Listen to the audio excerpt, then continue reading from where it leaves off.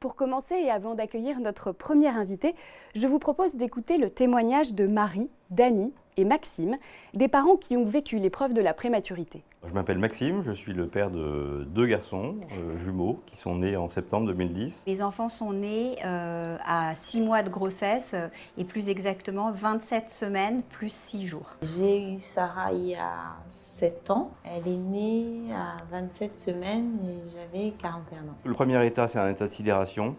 Le premier que j'ai vu, il me semble que c'est Léonard et il était microscopique dans sa couveuse. Totalement emmailloté, on voyait quasiment pas la peau en réalité. Et il y avait des fils et des tuyaux qui sortaient partout. Surtout, c'est un choc visuel.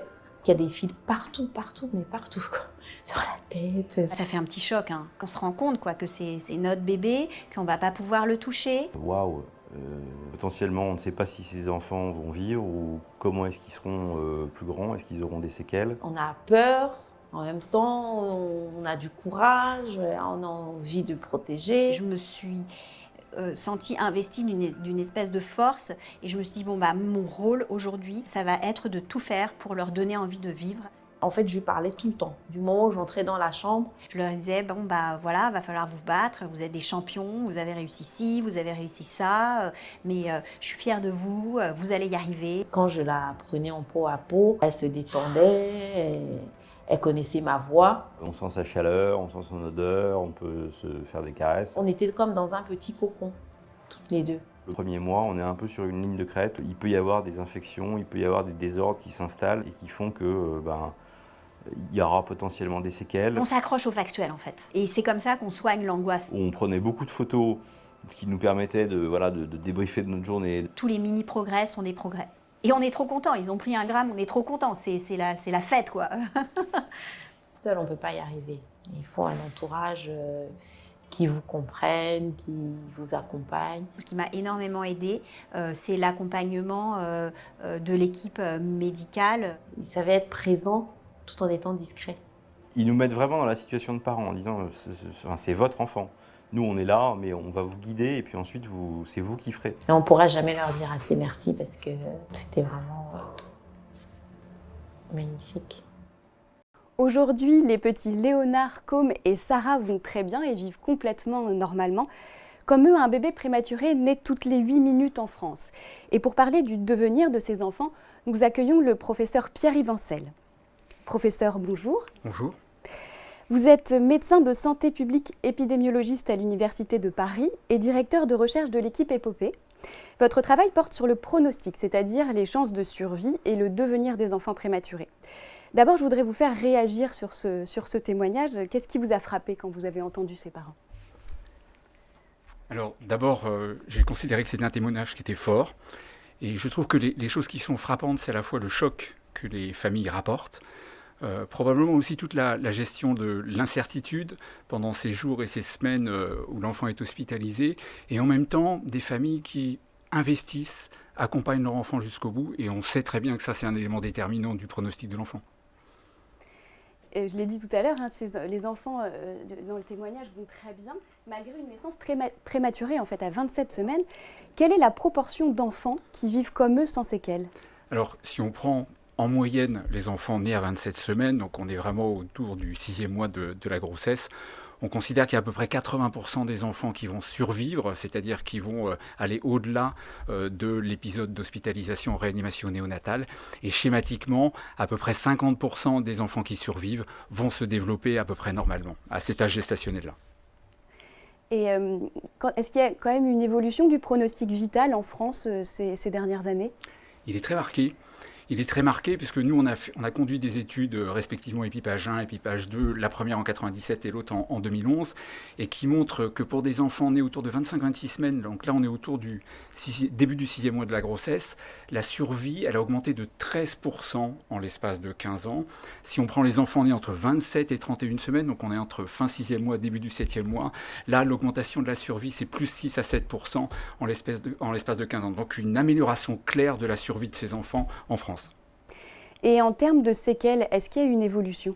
Alors on a aussi des évolutions. C'est-à-dire qu'on a à la fois, comme je viens de le dire, une amélioration de la survie, et parmi les enfants qui survivent, on a eu une réduction de près de la moitié des handicaps moteurs les plus sévères qu'on appelle les paralysies cérébrales. Donc au final, en France, on observe une augmentation de la survie et de la survie sans séquelles motrices graves. Et sur le plan des séquelles intellectuelles et comportementales, comment là, ça se passe? c'est toujours un tout petit peu plus compliqué. Il faut savoir déjà que pour évaluer les séquelles intellectuelles et comportementales, on utilise généralement des batteries de tests. Si je prends l'exemple de l'étude Épipage 2 qu'on a menée sur des enfants qui sont suivis depuis 2011, qu'on a évalué à l'âge de 5 ans et demi par ces batteries de tests, on a constaté, alors on mesure en général le QI, et on a constaté que chez des enfants pareils de 25-26 semaines, il y avait à peu près un quart des enfants qui avaient des retards intellectuels importants, et on passe à 15% pour des enfants qui sont nés entre 27 et 31 semaines, et au-delà de ça, on va dire qu'on a encore 25 à 30% des enfants qui présentent encore quelques petites difficultés, ce qui veut dire que ça reste un problème important, plus important que les déficiences motrices.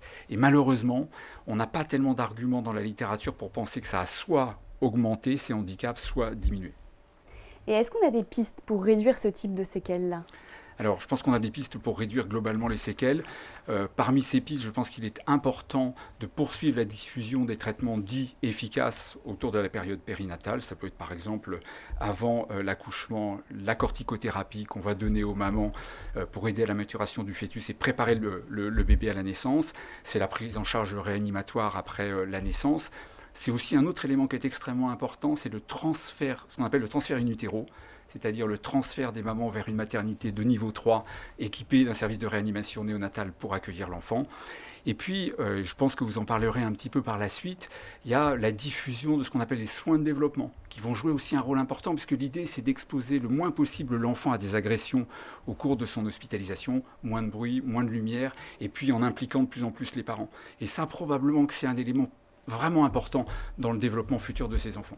Et après, il faudra réfléchir à des interventions qui surviennent lorsque l'enfant est rentré à domicile et qui visent à accompagner les familles et les enfants pour le futur. Est-ce qu'on sait quelle place prend la prématurité en termes de risques périnataux ? Alors, d'abord, la prématurité, il faut savoir que ça concerne beaucoup d'enfants et beaucoup de familles. C'est à peu près 13 millions dans le monde. En France, c'est à peu près 60 000 naissances chaque année. Sur ces 60 000 naissances, il faut savoir que la prématurité va au total représenter les 3/4, malheureusement, des décès qui se produisent en France au cours du premier mois de vie. Pratiquement la moitié des handicaps dits d'origine périnatale, c'est-à-dire qui sont liés à des événements qui sont survenus pendant la grossesse ou juste après.